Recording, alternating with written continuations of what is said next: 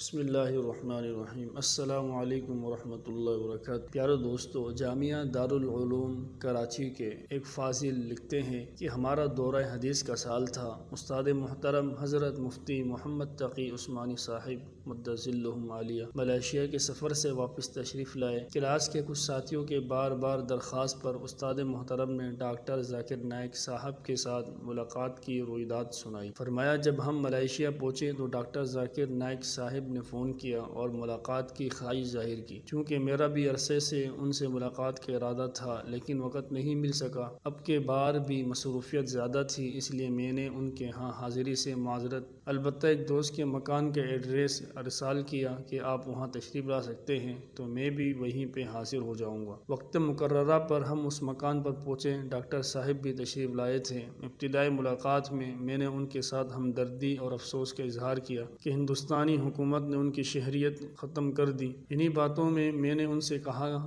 کہ کھانے کے بعد میں آپ سے تنہائی میں بات کرنا چاہتا ہوں۔ کھانے کے بعد ہم دوسرے کمرے میں گئے۔ وہاں میں نے ان سے بات شروع کرتے ہوئے کہا کہ عرصے سے میرے دل میں چند باتیں تھیں کہ آپ سے عرض کروں۔ میں سمجھتا ہوں کہ تقابل ادیان کے موضوع پر آپ مجھ سے زیادہ علم رکھتے ہیں، اس لیے اگر کوئی مجھ سے کہے کہ عیسائیت پر مجھ سے مباحثہ کرے تو میں یہی کہوں گا کہ اس موضوع پر آپ ڈاکٹر ذاکر نائک صاحب سے مباحثہ کیجیے، وہ مجھ سے زیادہ جانتے ہیں۔ فاضل جامعہ دارالعلوم کراچی بریکٹ میں یہ لکھتے ہیں کہ حالانکہ استاد جی کی ایک کتاب عیسائیت کیا ہے کافی مقبول کتاب ہے، جس کو پڑھ کر کئی عیسائی اسلام قبول کر چکے ہیں۔ آگے حضرت کا قول نقل کرتے ہیں کہ آگے میں نے کہا کہ آپ اس لحاظ سے بھی مجھ سے بہتر ہے کہ آپ کے ہاتھ پر کئی غیر مسلم اسلام قبول کر چکے ہیں۔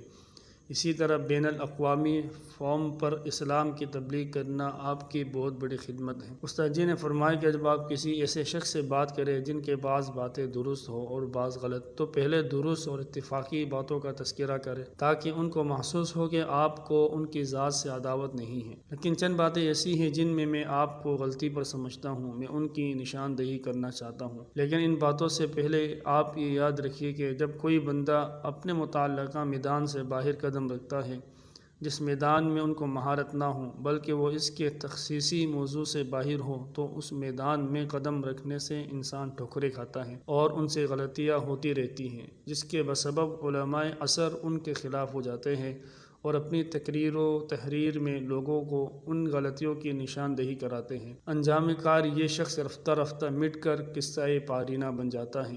اس لیے کوشش کیجیے کہ کوئی ایسا قدم مت اٹھائیے کہ جس کے سبب جمہور علماء آپ کے خلاف ہو جائے، ورنہ آپ کا جو اصل میدان اور کام ہے وہ بھی متاثر ہو کر ختم ہو جائے گا۔ استاد جی نے اس دوران برصغیر کے کئی منحرف سوچ رکھنے والے مذہبی اسکالرز کا تذکرہ فرمایا کہ اپنے میدان سے نکل کر انہوں نے کتنی غلطیاں کی اور انجام کیا ہوا۔ فرمایا، میں نے ان سے کہا کہ فقہ آپ کا اصل میدان نہیں۔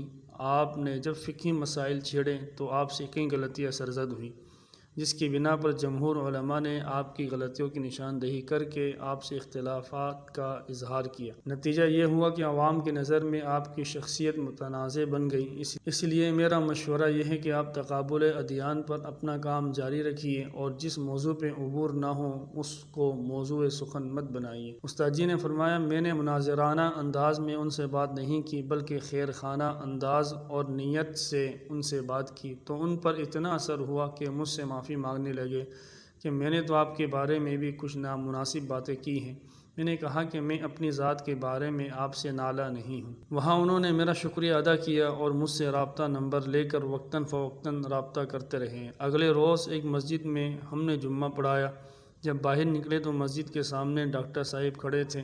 میں نے پوچھا، آپ یہاں کیسے پہنچے؟ فرمایا، بس ویسے ہی آپ سے ملاقات کا دل کرتا رہا اس لیے آیا ہوں۔ استاد جی نے فرمایا، جب میری واپسی تھی تو دیکھا کہ ایئرپورٹ پر بھی کھڑے میرا انتظار کر رہے تھے اور یہی کہا کہ جی چاہا کہ آپ سے آخری ملاقات بھی ہو جائے۔ فرمایا، اب بھی ان کا پیغام آتا رہتا ہے۔ تحریر لکھنے والے فاضل صاحب آخر میں لکھتے ہیں، اس مکالمے کو اس لیے یہاں شیئر کر رہا ہوں کہ شاید آج کل کی نفرت زدہ فضاؤں میں اس مکالمے سے کسی کو محبت کی خوشبو ملے اور بات کرنے کا سلیقہ آئے۔ مکالمے کو میں نے اپنے الفاظ اور اپنی یادداشت سے لکھا ہے، کمی بیشی کا معترف